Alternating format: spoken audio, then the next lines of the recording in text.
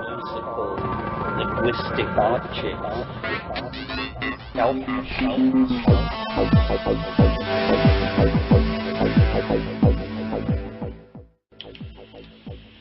Greetings from Cyberdelic Space. This is Lorenzo, and I'm your host here in the Psychedelic Salon.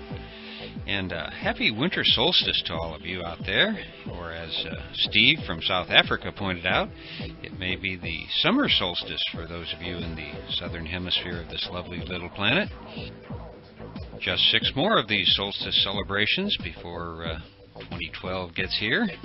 And what are you going to be doing on the December solstice of 2012? More importantly, what do you think you'll be doing on the solstice in 2013 and beyond? Well, that's just too far ahead for me to be thinking right now, because if I don't focus on the here and now, we aren't going to get to the next tape in the Trialogue series. You might remember that in the last program I mentioned the fact that these conversations build on one another, and that if you haven't heard the preceding part of a Trialogue, well, you might not understand all of the references being made. So, with that thought in mind, I want to play a brief little soundbite of Terence McKenna from the previous podcast. And that involves, opening our lives to chaos in whatever way, becoming much more a part of the will of the world soul than, recapturing that Greek sense of fate that has been replaced in our minds by this Faustian sense that is an illusion of control and dominance. And now, to do my part in shattering the illusion of control and dominance, I'm going to do what I can to inject a little more chaos into the Psychedelic Salon. Unintentionally, I might add. As you know, for 4 weeks or so now, I've been putting out 3 podcasts a week, 2 of them being part of the Trialogue series with Terence McKenna, Ralph Abraham, and Rupert Sheldrake, and the other program each week coming from other sources.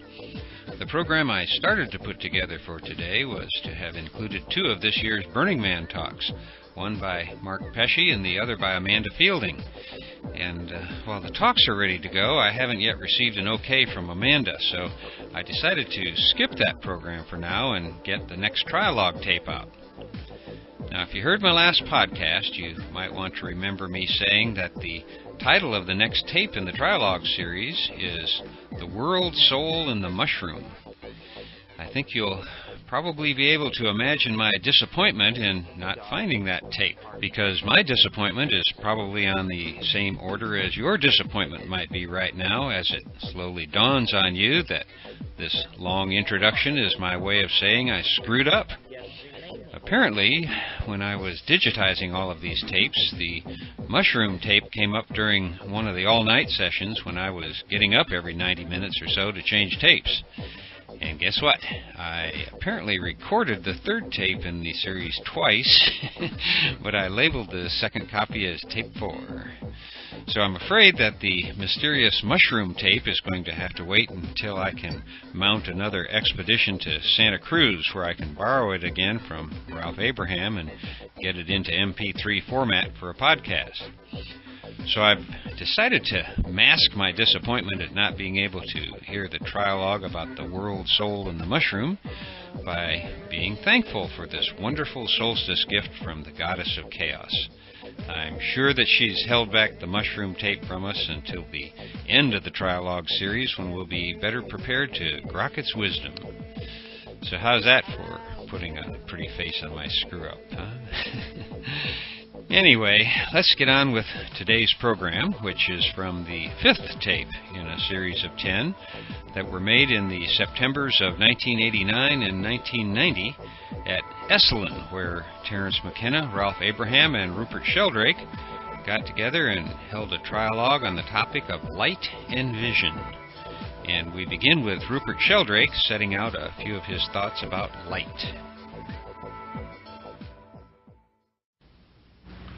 I've been thinking a lot about light.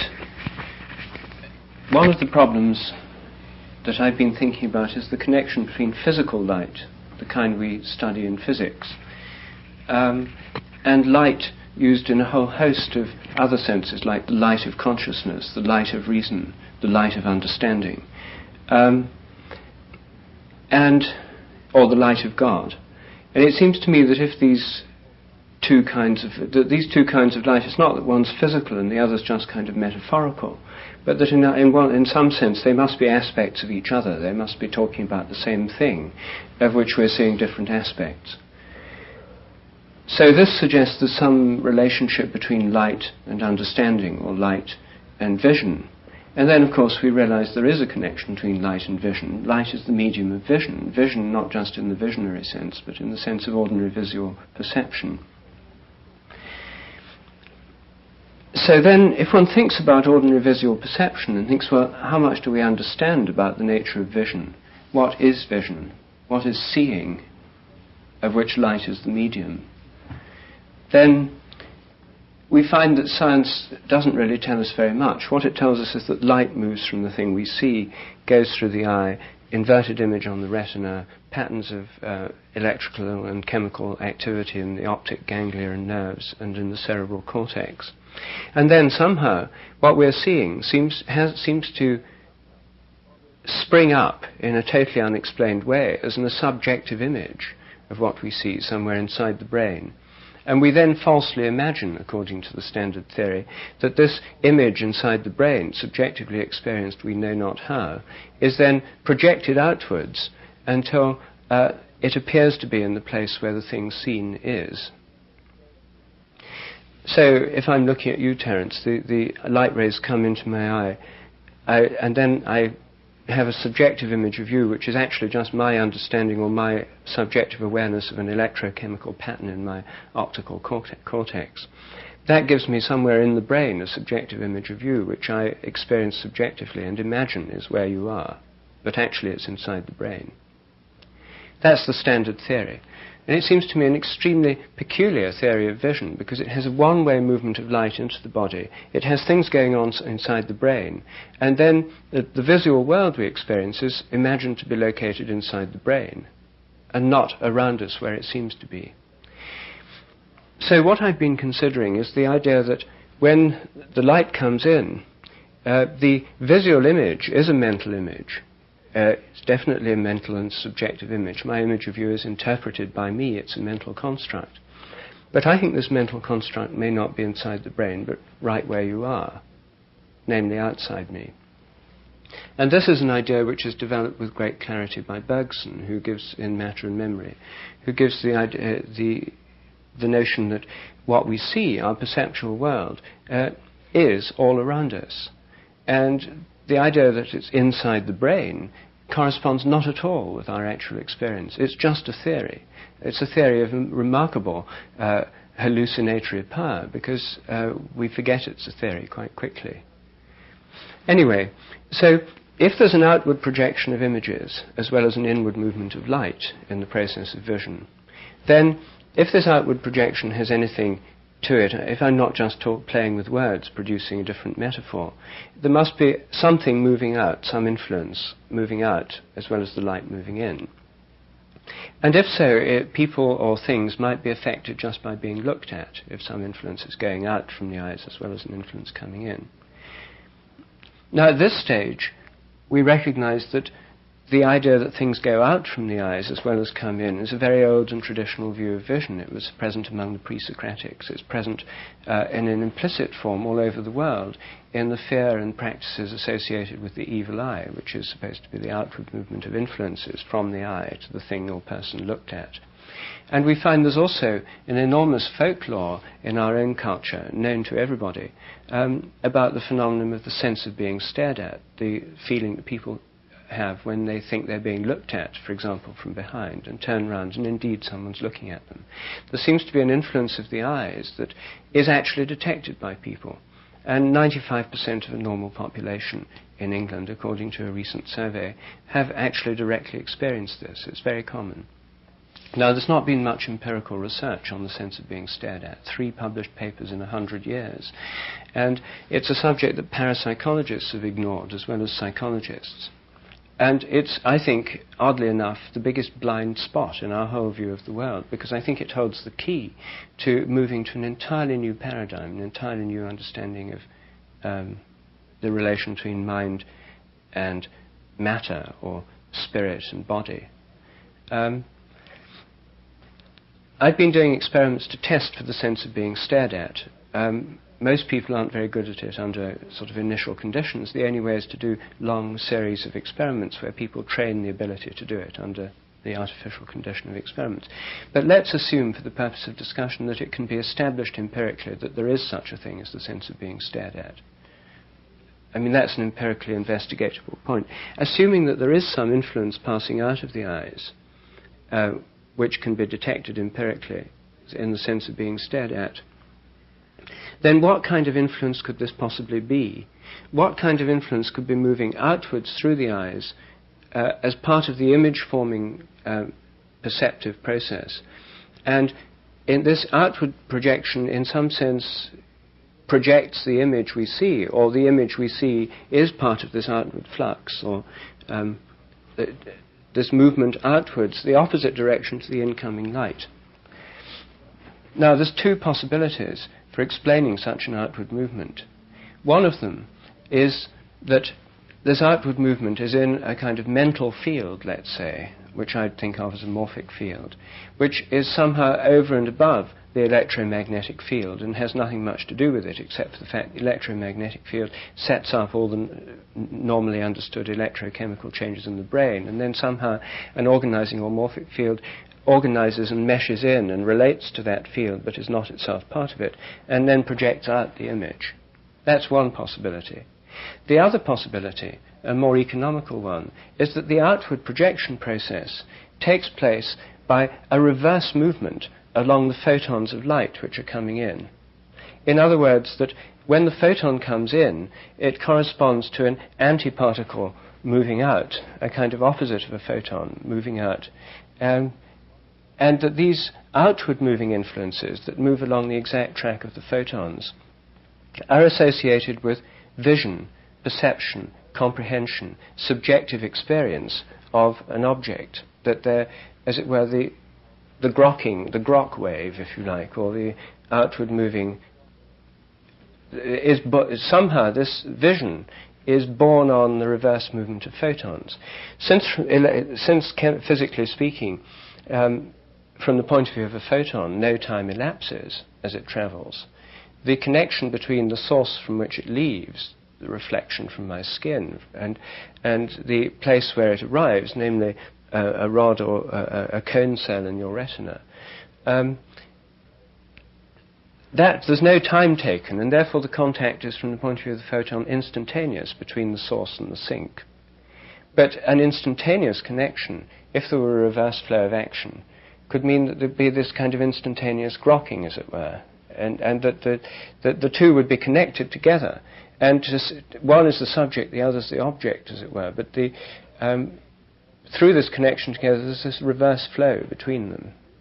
And so vision may be very closely related to light. Vision it would be too crude to say that the antiparticle of the photon is the vision, but there may be the missing link here between vision and light may simply be that the photon is in some sense reversible, and that the electromagnetic field is in some sense the field of vision as well. So that was one of the lines I've been thinking about, and because it has further implications. But so I just wanted to see what you thought about it. Well, there are a number of questions to be asked here. I noticed you were careful to say that it wasn't that the vision was not simply the antiparticle of the photon, and I imagine this was because you anticipated the objection that if it were simply the antiparticle of the photon, then the phenomenon of light pressure should not exist, and it in fact does exist and is well studied, because the vision would cancel out the impelling force of the forward moving photon, and so solar sails and things like that would not work. Or it could be polarized differently. No, this is no problem at all. We can allow that the photon is a particle with physical properties in the physical realm, and therefore exerts a physical pressure. Now, if the vision is in some sense to do with the conscious properties, or properties of, let's say, properties of understanding, that's moving in the opposite direction, setting up a wave in the opposite direction, and the sense of being stared at, for example, would be sensing that wave impinging. Right. As it were, there'd be a kind of pressure in that direction of the psychic kind. Well, I think then a more elegant description of what you're trying to say is not to call the vision a particle which accompanies the photon, but to call this reverse wave phenomenon a quality of the photon itself. As you point out, from the point of view of the photon, the travel time to and from its destination is zero. Likewise, travel time from destination back to origin is zero. So why not simply take a page from superstring theory and visualize the photon as a kind of a particle which is stretched in one dimension and is both co-present at its origin and its destination simultaneously, and thus able to impart information at a distance by that means. You see, if you don't do that, if you say that the vision accompanies the photon but is not an anti-photon, then you've violated a major symmetry in the edifice of physics, because the question can then be asked, well, what about every other particle? Does it have a ghost particle which is not its simple antiparticle, but which partakes of some of its properties, but not others? And I think you'd unleash a lot of messy speculation at that point. So I'd prefer a more complex It might not be photon. so messy. It might not be so messy, you see, because the antiparticles of most other particles are antimatter. And antimatter, in some sense, doesn't exist. Well, in what sense? Well, first of all, that the universe is not symmetrical. If the universe had mostly its same amount of matter and antimatter, they would self-annihilate and we wouldn't be here. We're only here because there was an enormous change in symmetry between matter and antimatter, so that matter is predominant in our universe. For a start. In this part of At the least in this universe. part of, yes, all right. But then in this part of the universe, you see, there's a tremendous asymmetry between the two, and antimatter has a symmetrical relationship to matter in our mathematical imaginations, but it doesn't in physical reality.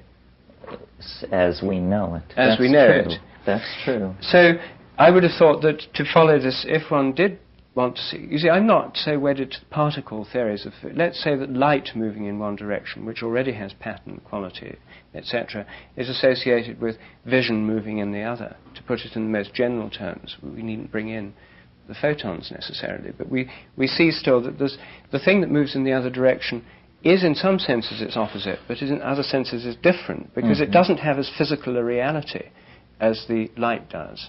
And that's exactly the same is true of the antimatter, which is supposed by symmetry considerations to be, at least originally, equal and opposite to matter.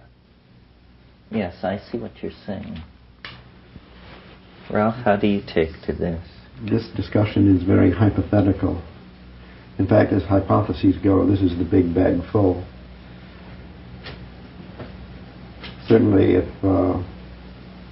if there was established that there was no effect could be produced in a person by looking at them from behind and so on, then this discussion is less interesting, although there still remain some serious outstanding questions about the M fields, about morphogenesis and the relation of mind and matter, the nature of vision and light. These still remain questions. They still remain questions. Nevertheless, it does seem very useful and correct to make this assumption that such effect had been established. But this assumption then puts us at some time in the future, supposing that sometime in the past and so on. In that case, the science that we'd be using to carry on this discussion would be a different one than we've got now, and that's a further speculation that we're making.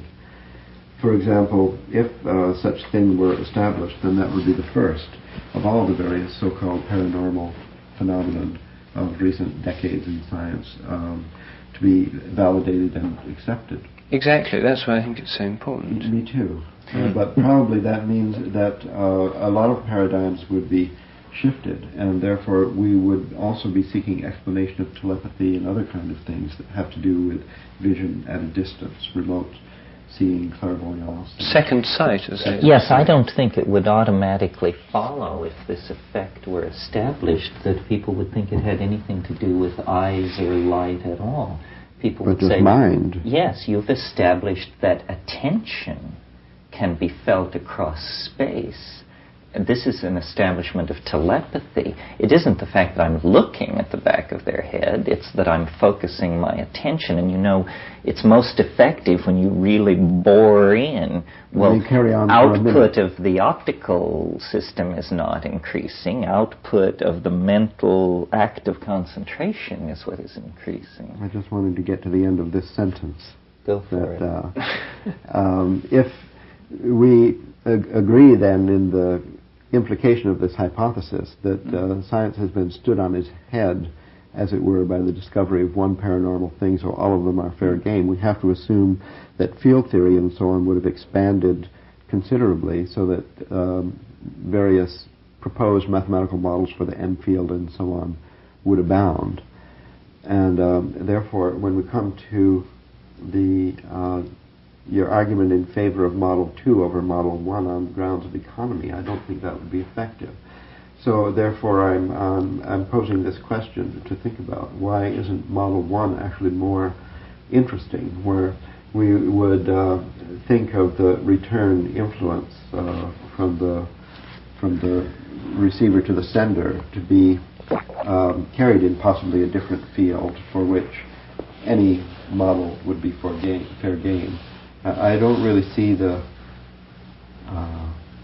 sense of identifying let's say we have an experimental result that in laboratory people can get someone's attention from behind by boring in, as Terence says. Would it really be useful to propose the electromagnetic field as in any way an intermediary for that influence? Or would we rather just have another field that would be a conceptual model for the observed phenomenon, including its variation of force with distance and so on, trying to measure the speed of light, as it were, if it were measurable within that field, and see if there was any comparison and so on? Yes. Well, I think that this question is actually empirically testable. And I'll tell you how. It's just occurred to me that one of the ways I'd thought of testing for the sense of being stared at is first train people to get sensitive subjects, so people can do it fairly reliably. Then try the effect of distance, staring through binoculars and so forth. Then doing it over closed-circuit TV, different rooms of the same house. Can they tell when they're being looked at through the TV? And if that works, real TV, people, when they're seen live on the air by millions of people, feel any different from people being with a blank camera at them where nobody's looking at them? Is there any difference? Broadcasters say they can tell a big difference when it's live. And maybe it's just imagination, but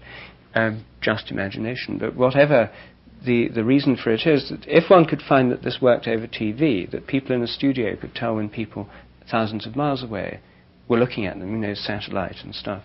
If it were going through a reverse circuit, it would then have to go through electrons through the TV screen, back through the wires of the TV set, out through the aerial, then through the electromagnetic field, and then back through other electronic apparatus to sort of vibrations of things inside video cameras.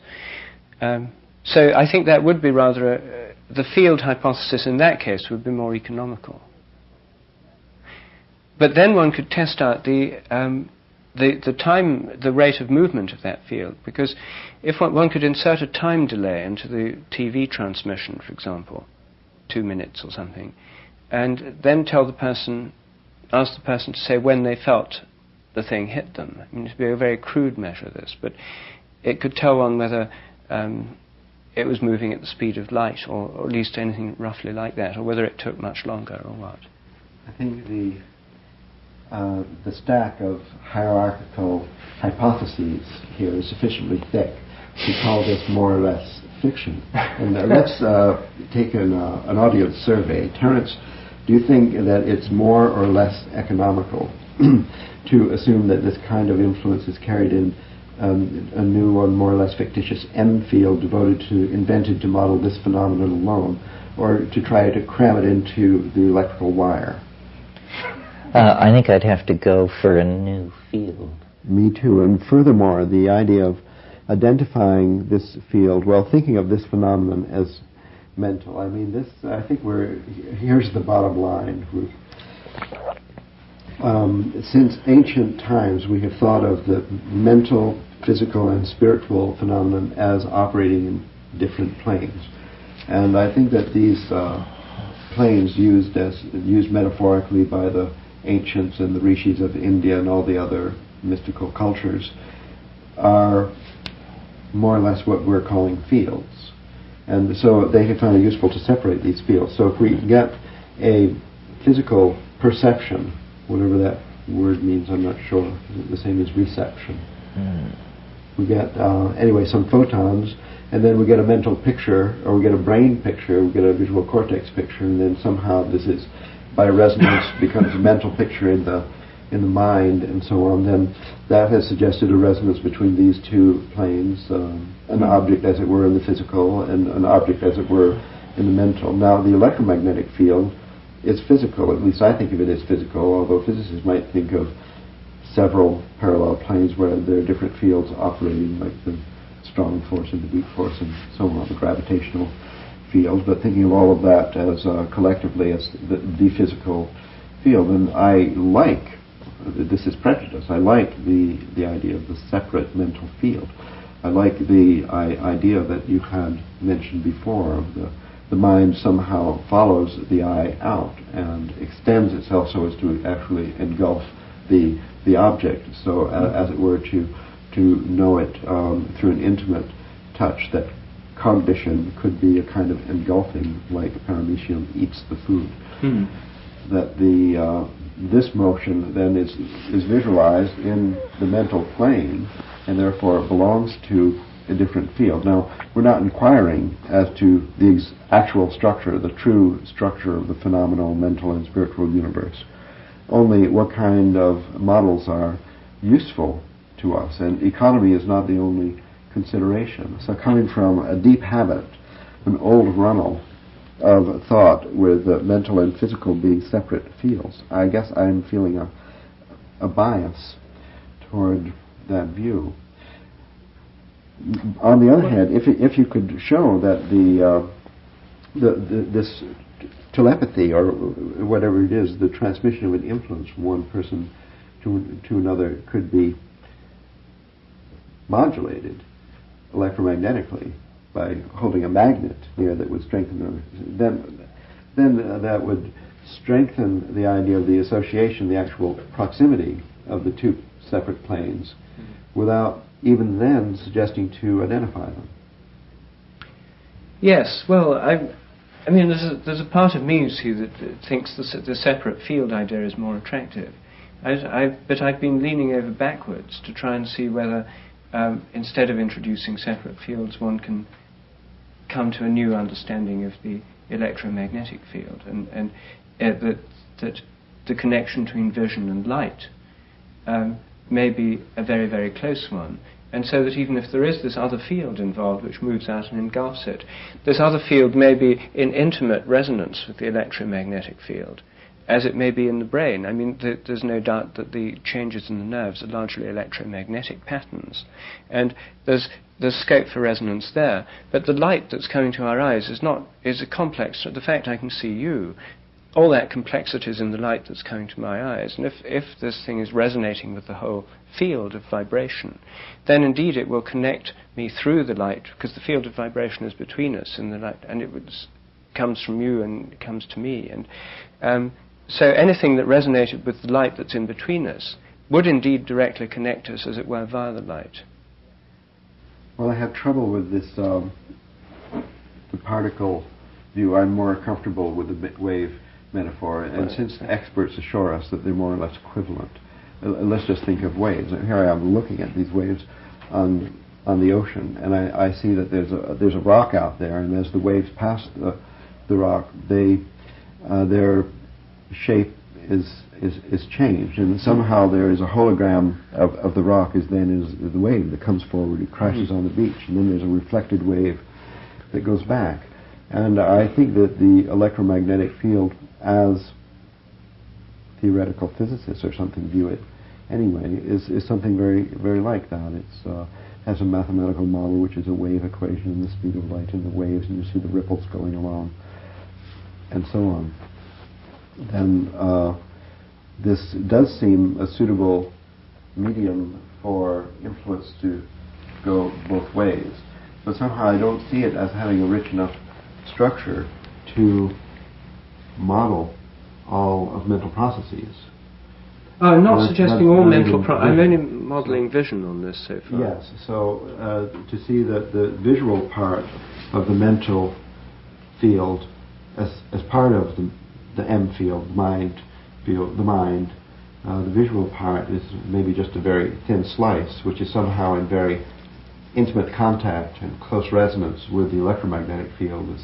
That must be right. But to identify them for sending influences around between people, I think, is very limiting. But it would be somehow better to carry on the conversation about the model of the phenomenon after seeing the phenomenon and the result of actually these experiments with the video and so on. Well, yes, except that, one doesn't have to wait for empirical results to discuss the possibilities. And the reason why why I think it's a bad strategy to wait for empirical data is that if one thinks through this phenomenon, if one thinks it through, one can derive perhaps other experiments which are simpler and easier to do, and which might even correspond to existing data. It's a question of this. It's the Terence said, what was it you said about this is your definition of progress, things progress toward a higher level of integration or something. So the urgent desire of Einstein and other physicists for a unified field theory is an expression of this universal urge for progress. And here we have Rupert, I think, lusting after this unification that I think is maybe this is a really good idea if we can put it this way, that the electromagnetic field is to be thought of as an integral part of the M field, of the mind, of the soul of the world. That it just belongs in there, more in the mental part of the picture than the physical. Well, I think surely if we do have the idea of interfacing planes, if you were trying to take your metaphor of the levels, the old idea of different levels, with the planes being thought of as fields, in the physical universe we do actually have a series of stratified levels. We've got the quantum matter fields, which are to do with the strong and the weak nuclear forces in atoms. And the quantum matter fields are supposed to determine the shape, structure, properties of atoms and molecules. But once you get they only work over very short ranges. The electromagnetic field is what actually holds together atoms and molecules and crystals more than anything else. And the electromagnetic field becomes the kind of higher organizing field of more complex structures. So one could say the electromagnetic field is the associated with, or the medium of the morphic fields, if you like, of molecules and crystals. And then then when you get to plants and vegetative growth, there's a morphic field of vegetative growth which interfaces with the electromagnetic field somehow as the lower level field. It sort of intervibrates with it. And then that can be included in animals within what Aristotle called the animal soul, which is the organizing principle of instincts and movements, which organizes and coordinates the activities of the nervous system. And then you can have hierarchically higher planes above that, more embracing fields, perceptual fields, fields of sort of higher level understanding, etc., which work down. So you have this plane of fields, which are like the planes, but they're in a nested hierarchy. And then the gravitational field embraces all. It's as the universal field. I got it. Novum organum. New order of the universe, in which there's more fields. The electromagnetic field as a constituent component of the end field, the mind field, or the world's soul, should be utilized economically to carry as much of the burden of explanation as possible. And certainly all of these morphogenetic phenomena about crystals and so on they're so intimately connected by resonance with the electromagnetic field that the EM field itself might be enough to explain this evolutional structure. Terence, I think it's time to bring up dowsing. Well, you mentioned evidence for this sort of thing, which is then ignored. I mean, dowsing passed through my mind. Pheromones is another possibility here.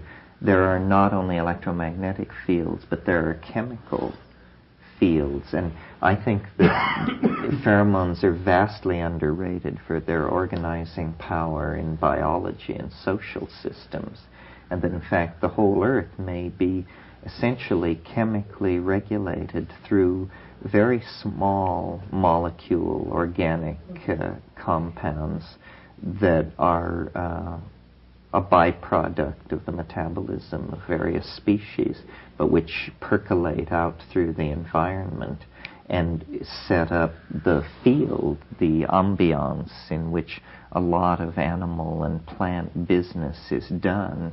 I mean, to me, the vegetative mind and all this, there have to be mechanisms for all this influence, and I think probably easily volatilized, low molecular weight compounds are running a lot of this. It's even conceivable that Rupert's experiments on looking at the back of people's heads would show that it worked in a room of this size, but that the television transmissions would fail, and that would argue to me that it was in fact pheromonal. I mean, if materialists can seriously argue that the crystallization phenomenon has to do with seed crystals moving around on chemists' beards, then they will certainly be in agreement that the percolation rates of nature are effective enough to move these control and message-bearing chemicals around everywhere. Well, this idea, I think, is very supportive of Rupert's economy move, because the olfactory bulb is nothing but a transducer from the chemical field to the electromagnetic. For example, in Walter Freeman's model, just a small number of molecules of the scent, the pheromone, is enough to excite the identifiable morphology of electromagnetic wave across the bulb, which is then identified by some kind of associative memory living primarily in the electromagnetic activity of the brain with whatever is the association for that scent. So there's a coupling that kind of shows the electromagnetic field as an intermediary between the chemical field and the mental field. So we have which it obviously is, because the chemical field is simply a higher order manifestation of the electromagnetic field, because these most of these volatile compounds have very electronically active ring structures. And yes, it's a resonance phenomenon. Exactly. Charge transfer and resonance and all of this stuff is happening. It is the most electronically active molecules that are the drugs, the pheromones, the growth regulators, and so forth. Yes, so here we've got sensors that respond in a kind of electromagnetic resonance to these things, which then could, by morphic resonance, bring into play a much larger field of memory and association. But the interfacing would be electromagnetic again. And in hearing, you see, if we follow through these lines, the smell isn't localized anywhere particularly. Our vision, when I see you, you are localized somewhere outside me where you are. If I hear you, the sound is also localized outside me. I don't hear sounds as if they're arising inside my auditory cortex.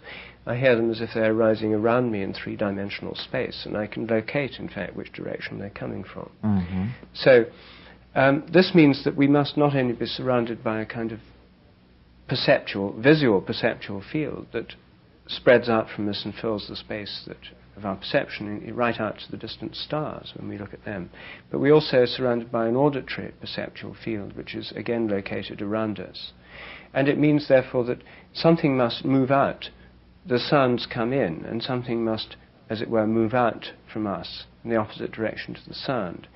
Well, this perhaps militates against the photon argument, because in this case it would have to be a kind of antiphonon that was moving, and it would move at the velocity of sound, not the velocity of light, if it was the kind of shadow side of the sound wave that was used as the medium. And its undetectability is going to be troubling.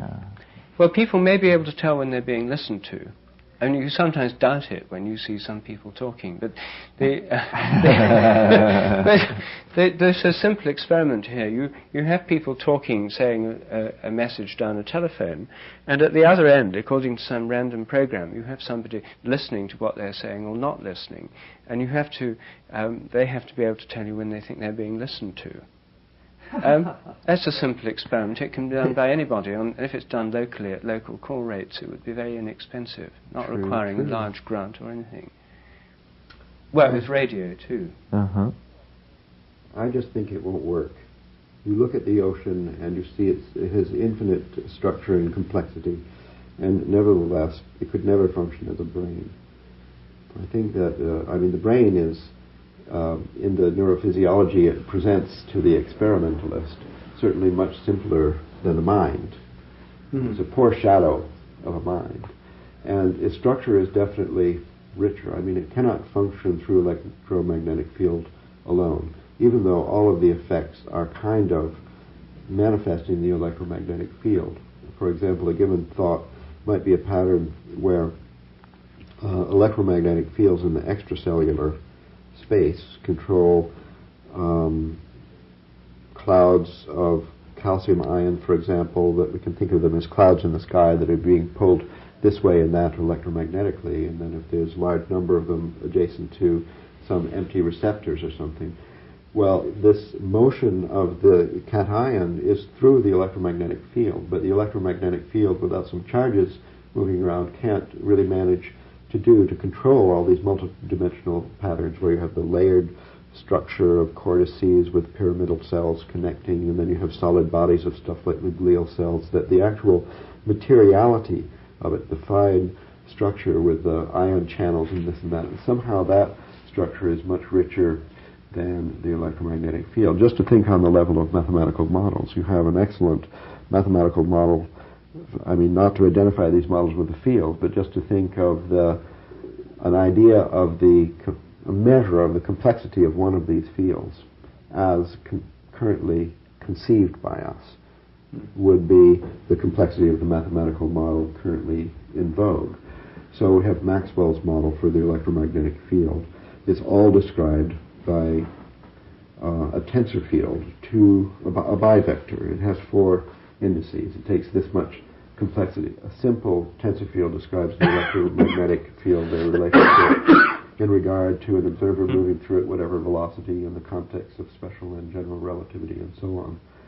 For the physical fields in the brain, the usual models are tensors that are much larger, that take into account this physical structure, symmetries, the creation and destruction of symmetries moving around, and so on. So the brain, as described by currently the better mathematical model, which is, it'll get much more complex as time goes on, it requires much more mathematical structure to even discuss the thing or imitate its behavior than does the mathematical model for the electromagnetic field. And that brain is like much closer to the physical universe than to the mental. So I think the electromagnetic field is too thin to occupy more than a fraction of a fractal dimension of the entire structure of the field, carrying recognition, memory, how to serve in tennis, and learning a new language, and recognizing haiku and all this. Yes, well, I mean, I am somewhat inclined to agree, but I think somehow it has to play this kind of interface role between the chemical and the psychic, or the or the morphic realm. If it has to interface with morphic fields somehow, because one has to have these planes linked together. There's another question you see that arises: how does the electromagnetic field interface with the quantum matter fields of the electron? Because the electron and the nucleus, its structure, and the electrons in their orbit are held in those orbits by quantum matter fields, not by electromagnetic fields. In fact, being opposite charges, if it were just electromagnetic, the electrons would plummet into the nucleus. So the structure is actually maintained by fields which, in a sense, are stronger than the electromagnetic field, which resist it and override it. And the electromagnetic field sort of works around those fields. It's a more subtle field. But it works around them. So we've already got one model. I don't know how much attention people have paid to the interface of those two fields, but they are separate kinds of fields.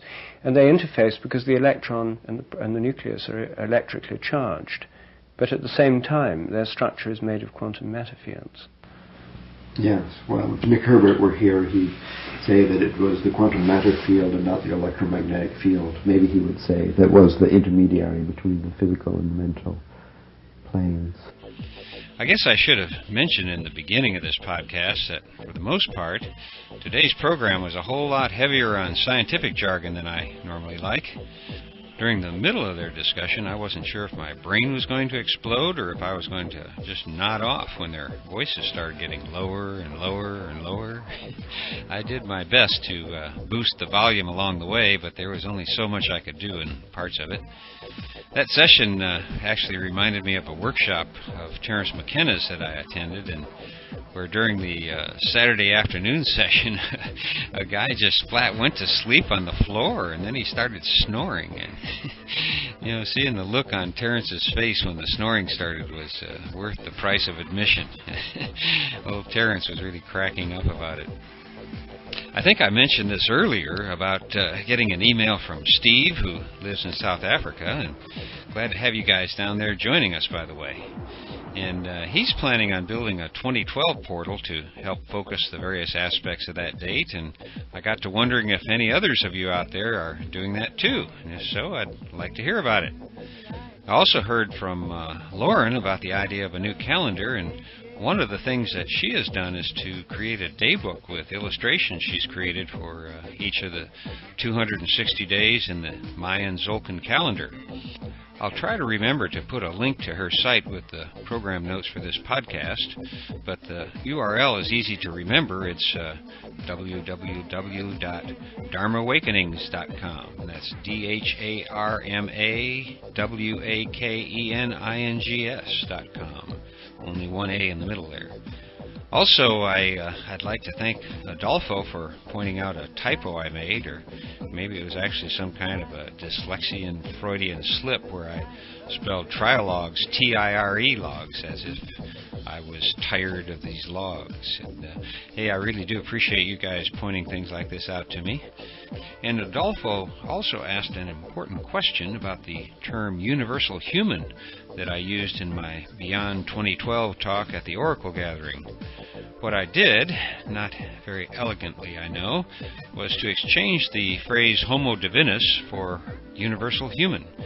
And if you've been following my essays and talks about this topic over the past few years, you know that I've morphed my ideas from Homo Cyber to Homo Divinus and now to universal human. And I hope that clears it up a little. In case you missed it, KMO's Sea Realm podcast number 11 featured an interview with the editor-in-chief of Foreign Policy magazine about his book, Illicit: How Smugglers, Traffickers, and Copycats Are Hijacking the Global Economy. I hadn't heard of this book before, and it really sounds interesting, so some of you may want to also check out that program. There's a link to the Sea Realm on our podcast page, by the way, which you can find at matrixmasters.com/podcasts. And also in that podcast by KMO is the first part of an interview with Rick Doblin, the founder of the Multidisciplinary Association for Psychedelic Studies. And in that interview, Rick mentions a lawsuit in which his organization is suing the federal government for the right to grow its own cannabis for research studies that have already been approved by other branches of the government. And if that topic is of interest to you, then you may want to also check out podcast number 14 from right here in the Psychedelic Salon. I think that's the one that includes Rick's talk at the National Press Club the day that lawsuit was being heard. Before I go, I guess I should mention that this and all of the podcasts from the Psychedelic Salon are protected under the Creative Commons Attribution Non-Commercial Share-alike 2.5 license. Thanks again to Chateau Hayuk for the use of their music here in the Psychedelic Salon, and thank all of you who sent emails and messages through tribe.net. I do read everything that comes in, and I do my best to reply when I can.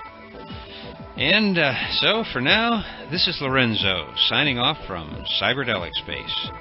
Be well, my friends.